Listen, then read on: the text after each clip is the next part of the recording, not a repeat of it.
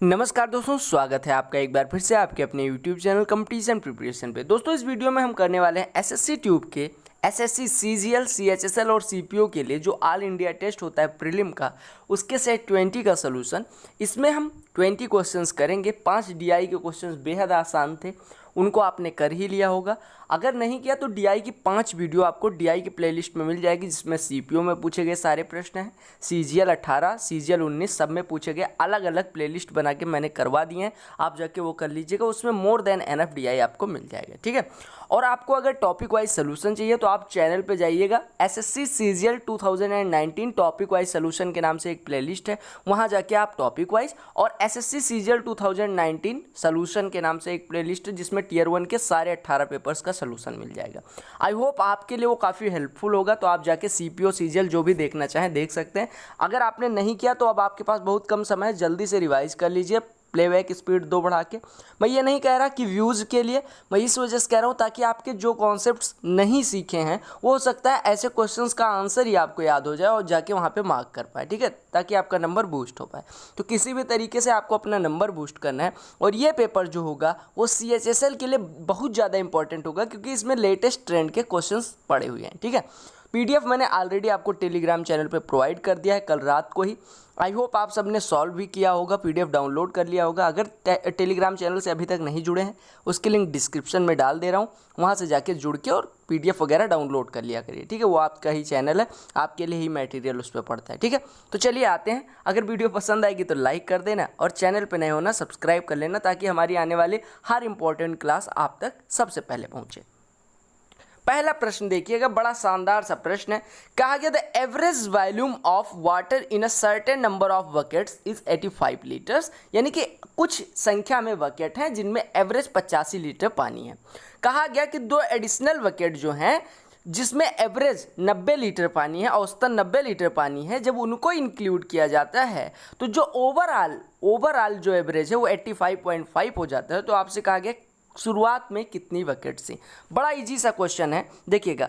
हम इसको n से कर सकते हैं, n x कुछ भी मान के। हम मान लेते हैं पहले n बकेट थी और औसतन 85 लीटर पानी था, तो कुल पानी कितना हो गया 85n।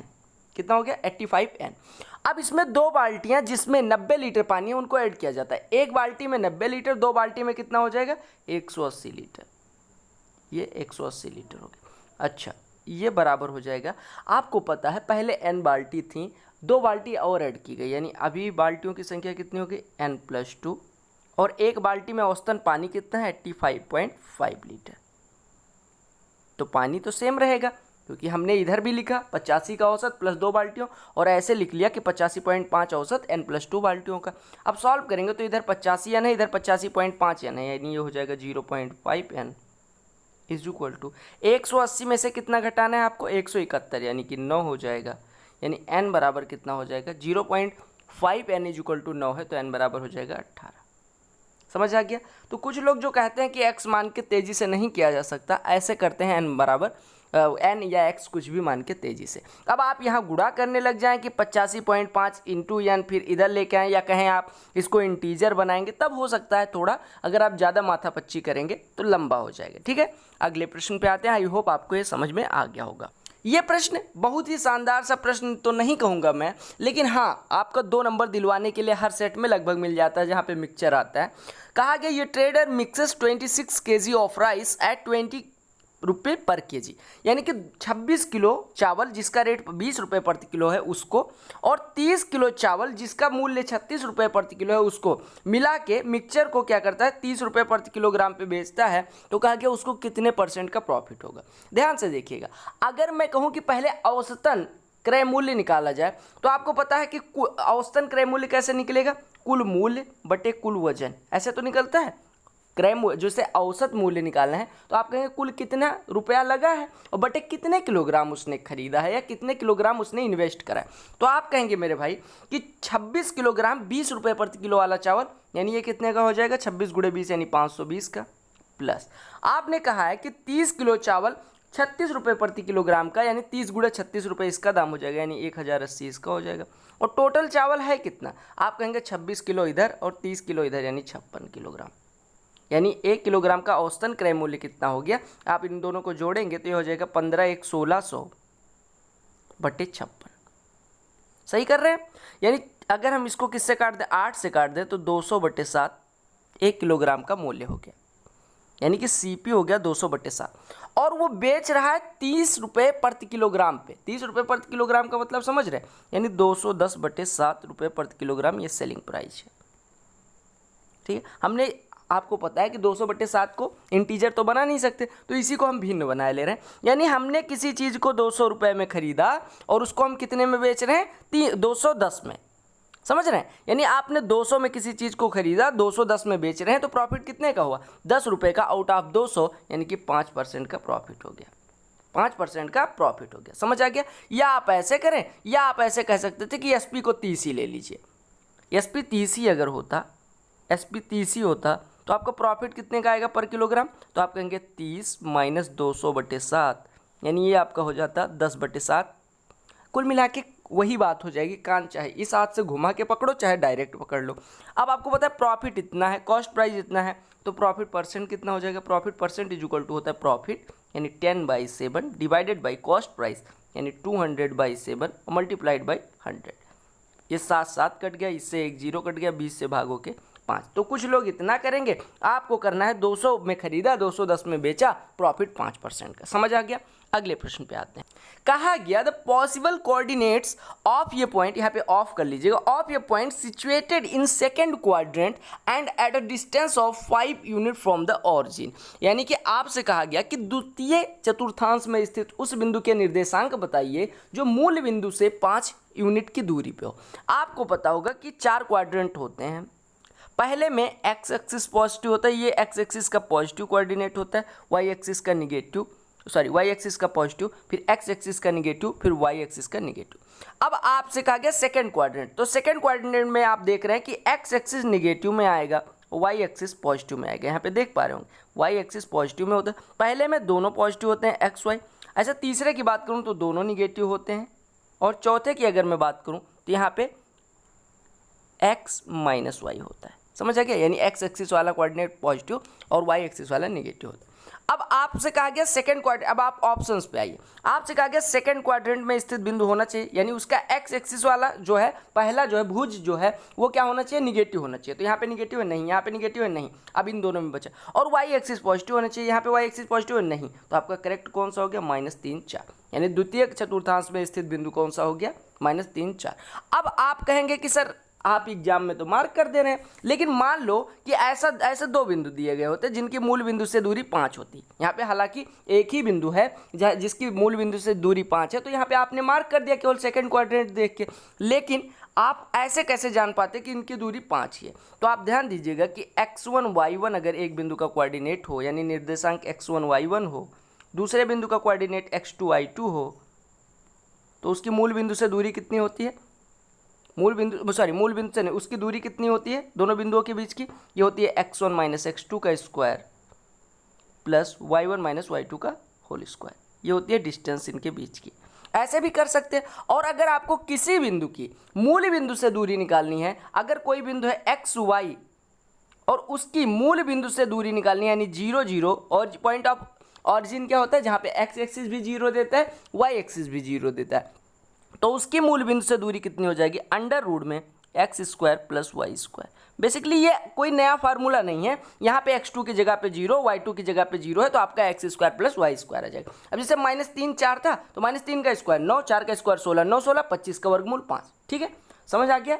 अच्छा, अगर आपको कोऑर्डिनेट में कोई भी दिक्कत है, एक प्रश्न आपके सीजीएल एग्जाम में आता है, हो सकता है सीएचएसएल में भी आ जाए, तो उसके लिए आप जाके मेरी एक वीडियो होगी जो 40 मिनट की होगी मेरे ख्याल से, इसमें मैंने सीजीएल मेंस के सारे क्वेश्चन जो इस तरह के पूछे गए हैं, 18 में पूछे गए, 17 में, उनको इंक्लूड करके एक वीडियो बना दिए। 30 उस क्वेश्चन होंगे, वो जाके देख लीजिएगा, मोर देन एनफ होगा। अगर एक क्वेश्चन आएगा तो आपका हो जाएगा। ठीक है, मैं इसके वीडियो के डिस्क्रिप्शन में उसके लिंक डाल दे रहा हूँ, अगर आप देखना चाहें देख सकते हैं। अच्छा, ऐसे प्रश्न में आप लोग कई बार कंफ्यूज हो जाते हैं। कहा गया find the length of the longest rod that can be placed in A room with dimensions 15, 12 and 9 centimetre. आपसे कहा गया कि एक घनाभाकार कमरा है, यानी घनाभ के आकार का, जिसमें घनाभ के आकार में का कैसे पता चला, लंबाई चौड़ाई या ऊंचाई तीनों दी गई हैं और तीनों डिफर हैं, यानी अलग अलग हैं। अगर एक होती तो घन हो जाता। आपको पता है लंबाई चौड़ाई ऊंचाई जिसमें होगी वो 3D आकृति होगी, यानी कि घन हो नहीं सकता, तो घनाभ होगा आपका। और आपको पता होगा कि घनाभ में सबसे लंबी रॉड जो रखी जाती है, या घन में, घनाकार कमरे में जो सबसे लंबी रॉड रखी जा सकती है वो ऐसी होगी कि विकर्ण बनाएगी। और विकर्ण क्या होता है? इसके लिए लंबाई का स्क्वायर प्लस चौड़ाई का स्क्वायर प्लस ऊंचाई के स्क्वायर का वर्गमूल, यानी लंबाई का स्क्वायर 225 प्लस चौड़ाई का स्क्वायर 144 प्लस ऊंचाई का स्क्वायर यानी 81। आप कहेंगे 144 और 81 225 और 225, यानी आपका 225 गुणे 2 हो जाएगा। 225 का वर्गमूल निकल के 15, अंडर रूट में 2 बचेगा, तो आपका आंसर हो गया 15√2 सेंटीमीटर। ठीक है, यानी आपसे अगर कोई पूछे, ये क्वेश्चन मैं ऑलरेडी करवा चुका हूं कि longest cord that can be longest rod that can be placed inside a कैसा रूम? क्यूबॉइड रूम या क्यूबॉइडल रूम। वो क्या होगी उसकी लंबाई? अंडर रूट में L square plus B square plus H square, where L, V and H are length, width and height of the room respectively. समझ आ गया? अगले प्रश्न पे आते हैं।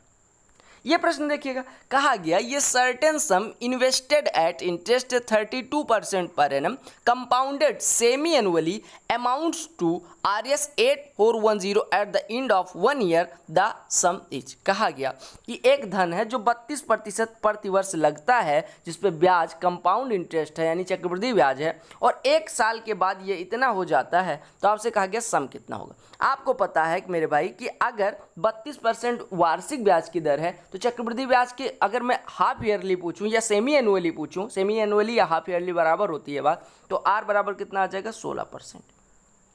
यानी बेसिकली आपको दिया गया P into 1 plus 16% by 100 into इसके पावर 2, क्योंकि एक साल में 2 छमाही होंगे, इज इक्वल टू 8410। अब आप कहेंगे P गुणे 100 प्लस 16 यानी 116/100, 4 से काट दीजिए यानी 29/25 का होल स्क्वायर, 29 का स्क्वायर 25 का स्क्वायर बराबर 8410। आपको पता होगा 29 का स्क्वायर 841, इससे कटेगा ये 10 दे देगा, 25 का स्क्वायर 625 में 10 का गुणा होगा 6250। आपका आंसर आ गया।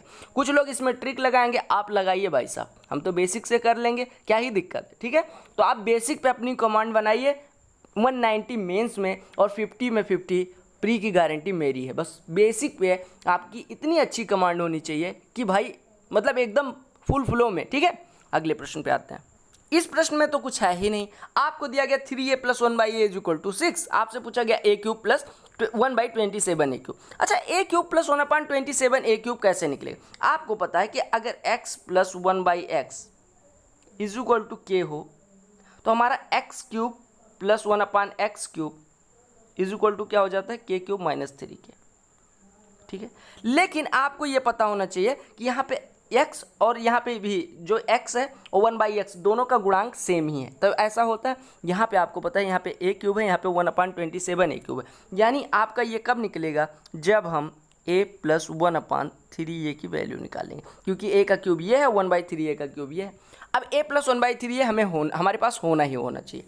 अब आप देखिएगा यहाँ पे अगर हम 3 से दोनों बच्चों में भाग कर दें तो हो जाएगा a plus 1/3a is equal to 2। आ गया, हमने क्या किया? 3 से भाग कर दिया। अब इसी का क्यूब कर दीजिए तो ये हो जाएगा a cube plus 1/27 a cube plus 3ab यानी 3 into a into 1/3a into a plus b यानी कि 2, a प्लस 3 है जिसकी वैल्यू 2, और ये बराबर कितना हो जाएगा? 8। 3a से 3a कट गया, 8 में से 2 घट जाएगा यानी 6 हो गया। किसकी value I? a cube plus 1/27 a cube की। समझ आ गया? अगले प्रश्न पे आते हैं। ये प्रश्न मैंने ऑलरेडी आपको करवा दिया है कि डुअल कोन का कॉन्सेप्ट क्या होता है, लेकिन मैं फिर भी बता दे रहा हूँ। कहा गया कि एक राइट एंगल ट्रायंगल है ABC, मैं ड्रा कर ले रहा हूँ, इसके लिए स्पेशल वीडियो बना दी है, उसकी लिंक भी डिस्क्रिप्शन में डाल दे रहा हूँ, आप जाके उसको ध्यान से देखिएगा, यहाँ पे उतना समय दे नहीं सकता। देखिएगा एक ट्रायंगल है आपका इस तरह से कोई, इसको अगर कर्ण के परितः घुमाया जाएगा तो कर्ण के दाएं साइड में जो आकृति बन रही है वैसे बाएं साइड में। आपको पता होगा कि अगर किसी ट्रायंगल को, राइट एंगल ट्रायंगल या किसी ट्रायंगल को, हम यहाँ पे बेसिकली राइट एंगल ट्रायंगल दिया गया है तो राइट एंगल ट्रायंगल के लिए बात करते हैं। अगर कर्ण के परितः घुमाया जाएगा तो 2 कोण मिलेंगे, एक कोण ये मिल जाएगा, एक कोण ये हो गया, एक कोण ये हो गया। अच्छा, अगर मैं बात करूँ ऊपर वाले कोण के लिए स्लैंट हाइट ये वाली हो जाएगी, नीचे वाले कोण के लिए ये हो जाएगी। अब आपको दिया क्या गया? कहा गया किसी राइट एंगल ट्रायंगल के लिए सर्कम रेडियस 5 है। आपको पता होगा समकोण त्रिभुज की अगर बाह्य वृत्त की त्रिज्या, परिवृत्त की त्रिज्या 5 है तो उसकी हाइपोटेन्यूज क्या हो जाएगा, यानी कर्ण क्या हो जाएगा? कर्ण हमेशा पर त्रिज्या का दूना होता है समकोण त्रिभुज के लिए, यानी कि h इक्वल टू हाइपोटेन्यूज कितना हो गया 10, यानी इसकी लंबाई हो गई 10। ठीक है, और आपसे कहा गया कि हाइट जो दी गई थी ट्रायंगल की वो 8 सेंटीमीटर, यानी अगर हम इसको 6 माने, सॉरी हाइट अगर हम इसको 8 माने तो ये 6 हो जाएगी हमारे, क्योंकि आपको पता है ये 8 है ये 10 है तो ये 6 अपने आप हो जाएगा समकोण त्रिभुज है। अब आप ध्यान से देखिए, आपको निकालना है दोनों मतलब डुअल कोण का वॉल्यूम। डुअल कोण का वॉल्यूम निकालने के लिए इसका वॉल्यूम निकालेंगे, इसका वॉल्यूम निकालेंगे, दोनों को ऐड कर देंगे, लेकिन उसके लिए हमें पता होना चाहिए त्रिज्या। त्रिज्या दोनों के लिए सेम ही है, दोनों कोण के लिए। अगर डुअल कोण बन रहे हैं दोनों के लिए, जो बेस है वो समान है तो त्रिज्या भी समान होगी। यानी अगर मैं बात करूँ ये ए है, ये बी है, ये सी है, या ऐसे करिए ये सी है, ये डी है, ये ओ है, तो आपको बी ओ पता होना चाहिए। अब बी ओ कैसे निकलेगा, ध्यान से देखिएगा, बी ओ कैसे निकलेगा। अगर मैं बात करूं मेरे भाई तो आप देख पा रहे होंगे कि बी ओ कैसे निकलेगा, बी ओ कैसे निकलेगा। देखिए ट्रायंगल ए बी सी की एरिया की अगर मैं बात करूं, ट्रायंगल ए बी, मैं देख रहा था कि ट्रायंगल ए बी सी के एरिया के बिना भी निकाला जा सकता है, लेकिन है तरीका, लेकिन वो मुझे लग रहा है बहुत लेंदी हो जाएगा। तो ट्रायंगल ए बी सी की एरिया की बात करें, आपको पता है ए बी सी कैसे ट्रायंगल है, राइट एंगल ट्रायंगल, तो इसकी एरिया क्या हो जाएगी, half into perpendicular into base, यानी 8 इंटू 6। और इसकी एरिया एक तरह से और निकाली जा सकती है, अगर हम ए सी को बेस माने तो आप कहेंगे हाफ इंटू ए सी इंटू इसकी ऊंचाई तब कितनी हो जाएगी बी ओ। 8 से 48 का आधा या 1/2 1/2 काट दीजिए, यानी ये हो गया 48 is equal to A C की लंबाई 10, यानी 10 इधर आ जाएगा is equal to B O. ये हमारा बी ओ बराबर कितना आ गया 24/5, 24/5। अब वॉल्यूम दोनों का निकाल के ऐड कर दीजिए। अब हमारी त्रिज्या आ गई तो वॉल्यूम निकाल के ऐड करिए, तो थोड़ा सा यहाँ पे मिटाना पड़ेगा, ये आप समझ ही गए हैं। ठीक है, यानी हमें बी ओ की लंबाई चाहिए थी, अब हम वॉल्यूम निकाल लेंगे। अब देखिएगा क्या करना है। अब आपको अगर मैं वॉल्यूम की बात करूं अब तो वॉल्यूम कैसे निकलेगा, पहले वाले कोण का वॉल्यूम कितना हो जाएगा 1/3 पाई आर स्क्वायर एच, तो 1/3 पाई कॉमन ले लीजिए, 1/3 पाई आर स्क्वायर। आपको पता है बी ओ इसके लिए भी त्रिज्या है और बी ओ नीचे वाले के लिए, यानी ये भी कॉमन आ जाएगा, यानी 1/3 बी ओ स्क्वायर। अब बचेगा H1 + H2 यानी ए ओ प्लस ओ सी, और आपको पता है ए ओ प्लस ओ सी कितना हो जाएगा, ए ओ प्लस ओ सी यानी ए सी, यानी ये हो गया 1/3 पाई गुड़े बी ओ का स्क्वायर 576/25 और गुड़े आपका ये कितना आ रहा है मेरे भाई, कौन सा ए ओ प्लस ओ सी कितना है, ए ओ प्लस ओ सी 10, 5 × 5 = 25, 5 दूना 10, 576 दूना 1152/5 दिया 15 पाई, यही आपका वॉल्यूम आ गया, यानी सेकंड ऑप्शन करेक्ट हो गया। समझ आ गया। अगले प्रश्न पे आते हैं। अच्छा, ये प्रश्न जो अभी मैंने किया है इसको आप जाके डिटेल में देख लीजिएगा ताकि आपको समझ में आए। यहाँ पे मैंने सोचा था नई मेथड बताऊंगा, लेकिन वो मेथड बहुत लंबी हो जाएगी, इसी वजह से मैंने नहीं बताया। ठीक है, कहा गया इन ये बिजनेस यानी एक व्यवसाय में ए और सी 2:1 के अनुपात में इन्वेस्ट करते हैं। कहा गया ए और सी का जो अनुपात है वो 2:1 है। ठीक है, कहा गया whereas the ratio of the amounts invested by A and B is 3:2, यानी ए और बी का जो अनुपात है वो 3:2 है। ठीक है, तो कहा गया अगर 1,57,300 का प्रॉफिट होता है तो उसमें डी का हिस्सा क्या होगा। आप सबसे पहले इसको मिश्र अनुपात के रूप में बदलिए, यानी ए बी का पता है, सी और ए का पता है, तो आप देखिए ए बी सी का लिखिए। अब आपको पता है ऐसे करिए कुछ, देखिए अच्छा ए और बी का कितना दिया गया, सॉरी ये 3/2। अब आप थोड़ा सा यहाँ पे ध्यान दीजिए, कहा गया कि अगर ए 3 है तो बी 2 है, यानी ए के 3 होने पे बी 2 हो जाता है। और आपको पता है ए अगर 2 है तो सी 1 है, यानी ए जितना भी होगा सी उसका आधा होगा। तो अगर ए जितना भी होगा सी उसका आधा होगा, तो अगर ए को हम 3 माने तो सी कितना हो जाएगा 1.5 हो जाएगा। अरे ए जितना है उसका सी आधा ही होगा, यानी कि अगर हम ए को 3 मान लेते हैं तो सी कितना हो जाएगा 1.5। अब आप देख पा रहे होंगे कि ए के 3 होने पे सी 1.5 है और यहाँ पे ए के 3 होने पे बी 2 है, यानी हम कह सकते हैं ए बी सी का अनुपात कितना आ गया, ए अगर हमारा 3 है तो बी हो जाता है 2 और सी हो जाता है 1.5। यानी आप क्या कर सकते हैं 0.5 से काट दीजिए तो यहाँ पे हो जाएगा 6, यहाँ पे हो जाएगा 4, यहाँ पे हो जाएगा 3, यानी अनुपात आ गया 6:4:3। अब आपसे कहा गया कि किसका हिस्सा पूछा गया है, आपसे बी का हिस्सा पूछा गया, तो बी कितना कमाता है 4 आउट ऑफ 6, 4 10 3 13, तो 4/13 हिस्सा प्रॉफिट में होगा, यानी कि आप कह सकते हैं 4/13 हिस्सा ऑफ वाट 1,57,300। 13 से काट दीजिए, 13 × 9 13, 13 दूना 26, ये हो गया 12,100। 12,100 में 4 से गुणा करेंगे तो ये हो जाएगा 4,84,000, ओ सॉरी 48,400, 48,400, यानी आपका ऑप्शन कौन सा हो जाएगा, सी ऑप्शन हो जाएगा। समझ आ गया। अगले प्रश्न पे आते हैं। देखिएगा ये प्रश्न देखिएगा, कहा गया ए की वैल्यू दी गई है, बी की वैल्यू दी गई है, तो आपसे पूछा गया ए और बी के बीच में क्या रिलेशन होगा। अच्छा, अगर आप ध्यान से देखते तो ये प्रश्न आपका जब पूछा भी जाएगा तो एक वो रहेगा आपके पास, एज रहेगा। वो क्या रहेगा एज, कि ए और बी का सम देखिए 4 5 6 7 8 9, 4 5 6 7 8 9, 4 5 6 7 8 9, 4 5 6 7 8 9, यानी लास्ट 3 डिजिट का सम करिए, बाकी तो सेम ही है, यानी 157 123 280।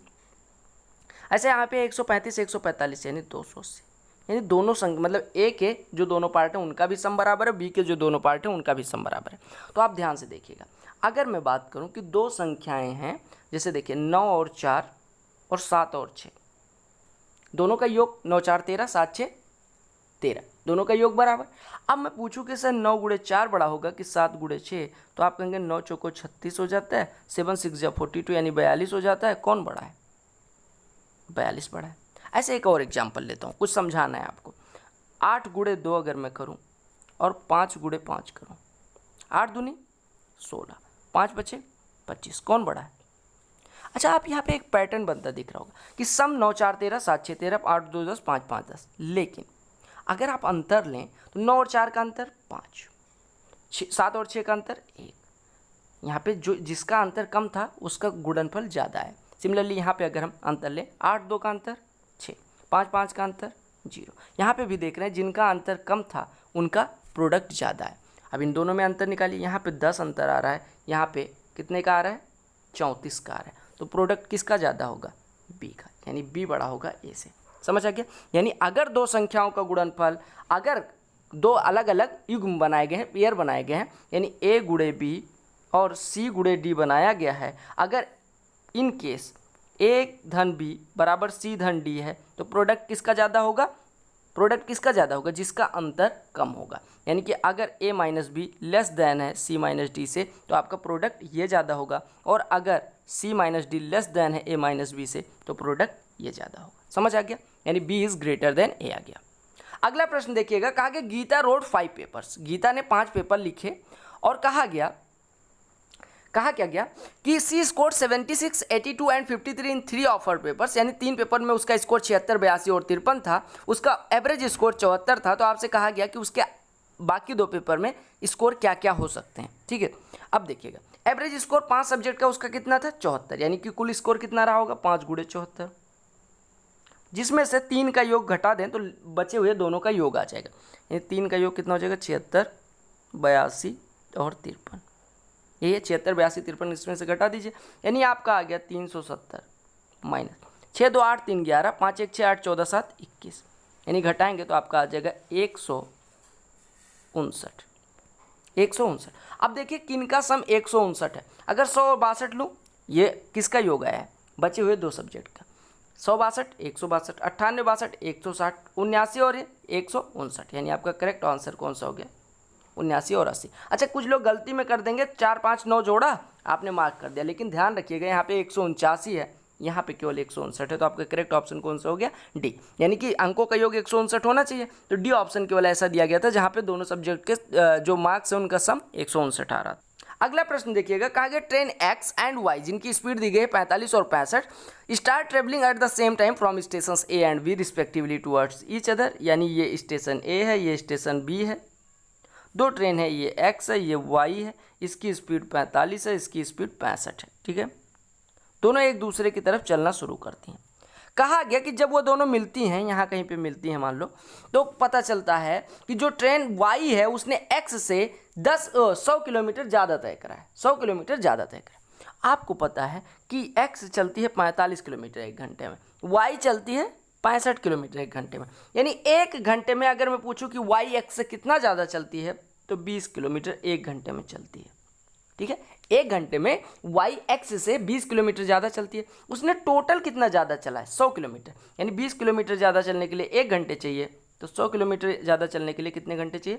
5 घंटे, यानी कि 5 जब वो मिलती हैं तो वो 5 घंटे उनको चले हुए हो जाता है, 5 घंटे बाद वो मिलती हैं, 5 घंटे बाद वो मिलती हैं। अब ध्यान से देखिएगा, आपको पता है वो एक दूसरे की तरफ आ रही हैं, ए और बी से एक दूसरे की तरफ आ रही हैं और 5 घंटे बाद मिलती हैं, तो आपकी डिस्टेंस कितनी हो जाएगी? आपको पता है अगर एक दूसरे की तरफ आ रही हैं तो उनकी रिलेटिव स्पीड कितनी हो जाएगी, s1 plus s2 into time कितना दिया गया 5 आवर्स, यानी डिस्टेंस इज इक्वल टू होता है रिलेटिव स्पीड इंटू टाइम। 4565 110 गुणे 5 यानी डिस्टेंस कितनी होगी 550 किलोमीटर, यानी सी ऑप्शन करेक्ट हो गया।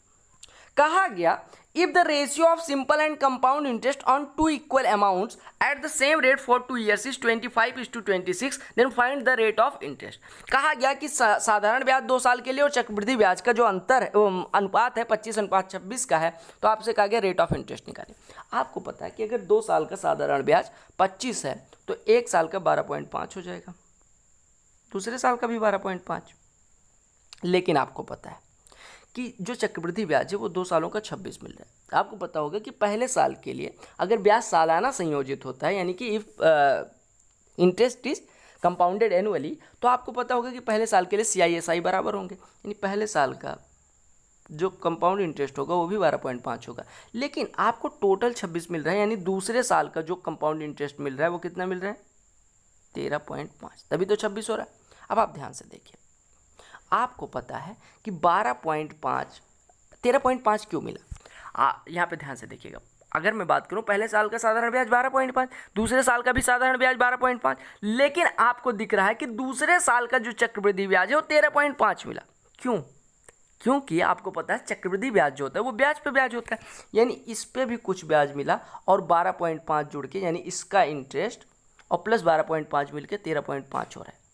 यानी कि जो 13.5 मिला है उसमें 12.5 तो आपका दूसरे साल का ब्याज है, यानी 12.5 अगर हम घटाएं इसमें से तो यानी 1 रुपये 12.5 रुपये पे ब्याज के रूप में मिले हैं।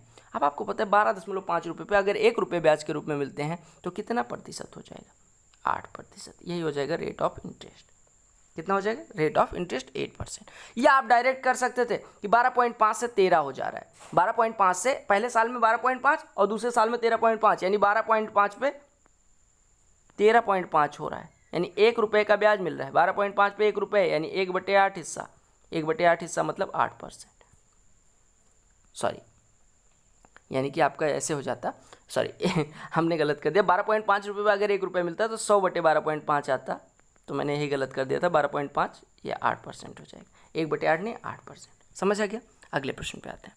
ऐसे क्वेश्चन आपको देखो कोऑर्डिनेट ज्योमेट्री से इस सेट में 2 प्रश्न मिल गए, तो आपको पता होगा कि अगर एक त्रिभुज के तीनों शीर्षों के कोऑर्डिनेट्स यानी निर्देशांक x1 y1 x2 y2 x3 y3 हो, यानी if the coordinates of all 3 vertices of a triangle are x1 y1 x2 y2 and x3 y3, then what will be the area of the triangle? Half, मैं formula लिखे दे रहा हूँ, half bracket में x1 y2 minus y3 plus x2 y3 minus y1 plus x3 y1 minus y2। धड़ाधड़ value put करिए, आपका answer आ जाएगा। यानी अगर आप वैल्यू पुट करेंगे तो ये हो जाएगा half x1 1/5 into y2 minus y3 यानी 6 माइनस 10 यानी -4 प्लस x2 -4/5 यानी कि -4/5 into y3 minus y1 10 minus 6 4 और प्लस x3 कितना है, x3 कितना है, x3 है आपका 10, लेकिन y1 माइनस y2 6 माइनस 6 0 हो जाएगा तो उसकी कोई वैल्यू नहीं है, यानी हो गया हाफ -4/5 -16/5 यानी -20/5 यानी आपका हो गया -20/-10 यानी 2 माइनस का है, लेकिन एरिया कभी निगेटिव हो नहीं सकते तो निगेटिव साइन आपको छोड़ना पड़ेगा, यानी आपका आंसर आ गया 2। यहाँ पे मॉड लगा दीजिएगा, ठीक है, समझ आ गया। अगले प्रश्न पे आते हैं।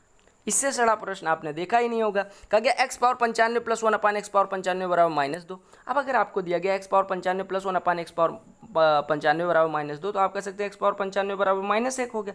अब अगर x पावर 95 -1 हो गया, यानी आप कह सकते हैं ये बराबर हो जाएगा x पावर 95 बराबर -1 के पावर 95, यानी हमारा x बराबर यहाँ से आ गया -1, x बराबर हो गया -1। अब x बराबर -1 हो गया तो -1 के पावर 87, -1 के पावर 87 -1 और प्लस 1/-1 के पावर 87 यानी -1, यानी ये हो गया -1 -1 -2। यहाँ पे अगर कोई सम संख्या होती, मान लो 86 होता, तब 0 हो जाता, अदरवाइज -2 आ रहा है, ठीक है। अगले प्रश्न पे आते हैं। ये भी सड़े हुए प्रश्नों की सीरीज में एक और सड़ा प्रश्न। कहा गया कि कितने समय में कोई धन मतलब अपने धनराशि का 0.125 टाइम्स का मतलब 1/8 गुना साधारण ब्याज दे देगा अगर प्रतिवर्ष ब्याज 10% मिलता है। अच्छा, 10% का मतलब क्या होता है 1/10 हिस्सा, यानी 1 साल में 1/10 ब्याज देता है, तो 1/8 के लिए कितना चाहिए, 1/8 बटे 1/10, 10 ऊपर चला जाएगा, 8 नीचे, यानी 10/8 यानी 5/4 साल, यानी 1 सही 1/4 साल बाद। समझ आ गया? यानी 1 साल में आपको पता है 1/10 मिलता है, तो 1/8 होने के लिए, यानी 1/8 मिलने के लिए 1/8 बटे 1/10 का समय लगेगा, यानी 1 सही 1/4 साल का समय लगेगा। कहा गया maximum value of 6 sin x minus 5 cos x। तो आपको पता होगा कि अगर मैक्सिमम वैल्यू मैं a sin x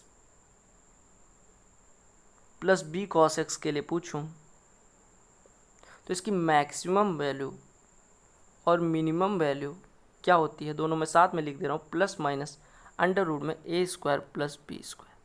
अगर आपको मैक्सिमम वैल्यू निकालनी है तो आपका plus under root a² plus b² हो जाएगा, मिनिमम वैल्यू निकालनी है minus under root a² plus b² हो जाएगा। ठीक है। अच्छा, मैक्सिमम मिनिमम वैल्यू पे मैंने एक पूरी वीडियो बना रखी है जिसमें कई सारे व्यंजकों के ट्रिगोनोमेट्रिक एक्सप्रेशन को कंबाइन करके आपको दिया गया है कि किसकी मैक्सिमम वैल्यू क्या होगी, कैसे निकालते हैं, तो जाके आप देख लीजिएगा। मैं कोशिश करूँगा कि आपको लिंक डिस्क्रिप्शन में डाल दूँ, अगर नहीं डाल पाते हो तो आप जाके प्लेलिस्ट से देख लीजिएगा। अब आपको पता है यहाँ पे a की वैल्यू -6 है, b की वैल्यू -5 है, तो इसकी मैक्सिमम वैल्यू कितनी हो जाएगी, प्लस अंडर रूट 6 का स्क्वायर 36, 5 का स्क्वायर 25, 36 25 61 वर्गमूल में, तो आपका आंसर डी ऑप्शन। ये देखिएगा, कहा find the volume of the hemisphere whose inner diameter is 42 metre. आपको अर्ध गोले का वॉल्यूम निकालना है जिसका इनर डायमीटर यानी अंतः व्यास दिया गया है, त्रिज्या आपको पता है 21 हो गई। आपको पता है हेमीस्फीयर का वॉल्यूम क्या होता है, 2/3 πr³ यानी 2/3 22/7 गुणे 21 गुणे 21 गुणे 21 यानी 21 गुणे 441, 3 सत्ते 21 कट गया, यानी आपका हो गया 44 गुणे 441, यानी आप कह सकते हैं कि आपका हो जाएगा 44 गुणे 440 धन 44 या 44 एकम 44 हासिल 4, 44 चौको 176 होता है ना, 176 और 4 180 और 44 चौको 176 और 176 और 18 194, गुणा कर लीजिए 19404 आपका आंसर आ गया। ठीक है, 19404 आपका आंसर आ गया। पता नहीं क्यों मुझे ये क्वेश्चन आपका फाड़ू लगा, अच्छा लगा। कहा गया if a plus B by C is equal to 6/5, b plus C by A is equal to 9/2, then what is the value of a plus C by B. ध्यान से देखिएगा, आपको दिया गया a plus B by C is equal to 6/5। अब आपको पता है 2 एक्सप्रेशंस हैं, तीसरी वैल्यू निकालनी है, 3 वेरिएबल हैं, तो आप कहेंगे कि वैल्यू ऐसे तो निकल नहीं सकती, एजम्पशन से ही कर सकते हैं। यानी अगर मैं बात करूं a plus B by C is equal to 6/5, ठीक है, और b plus C by A is equal to 9/2 लूँ, तो आप ध्यान से देखिएगा, अगर मैं a को 2 ले लूँ तो यहाँ से b बराबर कितना आ जाएगा 4, a बराबर 2 रखूँ, मतलब मैं ऐसे कर दूँ, ये बराबर है, ये बराबर है, ये बराबर है, ये बराबर, तो a बराबर अगर मैं 2 ले लूँ तो आपको पता चल जाएगा यहाँ से b बराबर कितना हो जाएगा 4, और b बराबर 4 हो गया तो c बराबर कितना हो जाएगा 5। अब आप दोनों में रख के देख लीजिए, सेटिस्फाई कर रहे हो। देखिए b प्लस सी बराबर 9 आना चाहिए, b प्लस सी 9 आ गया। अब आपको a की वैल्यू पता चल गई, b की वैल्यू पता चल गई, c की वैल्यू पता चल गई, तो आपसे कहा गया था a प्लस सी यानी 2 5 7 बटे b 4। कितना आसानी से हो गया। तो एजम्पशन से अगर हो जाता है कोई क्वेश्चन तो बड़ी जल्दी हो जाता है, और अगर नहीं आप सेट कर पा रहे हैं तो बहुत समय लगेगा। ठीक है। अच्छा, ये प्रश्न डालने का क्या मतलब था, मुझे तो समझ नहीं आया कि ट्यूब वाले क्या चेक करना चाह रहे थे। कहा cos 1 into cos 2 into cos 3 into dot dot dot cos 90 degree की वैल्यू क्या होगी, प्रोडक्ट निकालना है। आपको होता है cos 90 तो नासी कर देते हैं, क्योंकि cos 90 जीरो होता है, जीरो में किसी संख्या का गुणा करो तो महोदय हम तो डूबेंगे, साथ में तुम्हें ले डूबेंगे सनम। वही वाली हाल हो गई दिल्ली कैपिटल्स ने जैसे उसको हराया था मुंबई को, याद है, तो लीग से ही बाहर कर दिया था, प्ले ऑफ में नहीं पहुंचने दिया था। तो उसी प्रकार से cos 90 ना खुद बढ़ेंगे ना बढ़ने देंगे किसी को। ठीक है। और ये लास्ट क्वेश्चन है, कहा कि ये person observes that the angle of depression of his eyes is 30 degree while watching a lion from hill. एक पहाड़ी से वो देखता है कि उस जो एक लायन है यानी शेर है, ऐसे देखिएगा, एक शेर है जिसका कोण कितना है 45 अंश। मैं थोड़ा बड़ा फिगर बना रहा हूँ, 30 अंश कहा गया, 30 अंश है। ठीक है, यानी यहाँ कहीं पे शेर है, ये 30 अंश पे देख रहा है। ठीक है। कहा गया when the line moves 200 metre towards the hill, यानी कि 200 मीटर जब पहाड़ी की तरफ बढ़ जाता है, यहाँ कहीं पे आ जाता है, तो आपसे कहा गया then the angle becomes 45 degree, यानी ये वाला एंगल 45 डिग्री हो जाता है।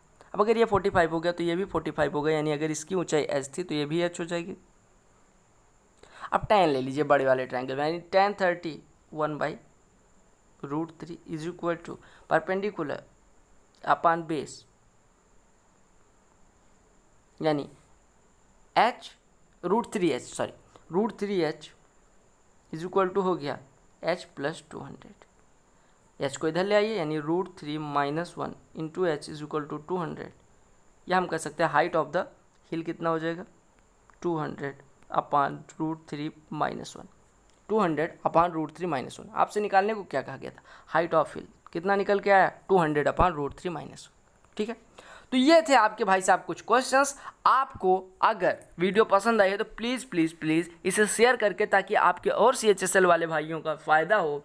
और हाँ, एक चीज़ और, अगर चैनल पे नए हो ना सब्सक्राइब कर लेना, जिन्होंने सब्सक्राइब कर लिया है बेल आइकन प्रेस करना ना भूलना मेरे भाई, क्योंकि मैंने देखा केवल 18% लोग सब्सक्राइब करते हैं, 82% लोग अनसब्सक्राइब मतलब सब्सक्राइब ही नहीं करते हैं। ठीक है, तो सब्सक्राइब कर लीजिएगा, थोड़ा सा मोटिवेशन मिलेगा मुझे भी, मेरा भी थोड़ा फ़ायदा हो जाएगा, आपका फ़ायदा हो ही रहा है।